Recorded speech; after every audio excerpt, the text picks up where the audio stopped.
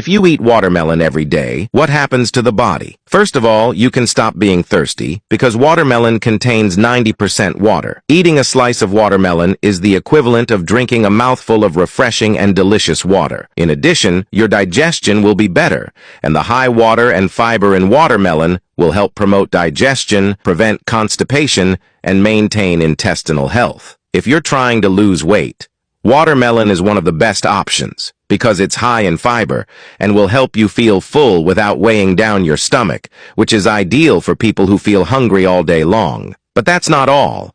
If you need to relax after a stressful day, watermelon can also help you. It contains magnesium, an important mineral that helps calm nerves, relieve headaches, and help you sleep better at night. Some studies have suggested that regular consumption of watermelon may be associated with a reduced risk of cardiovascular disease and certain cancers, which may be related to the multiple nutrients and antioxidants it contains.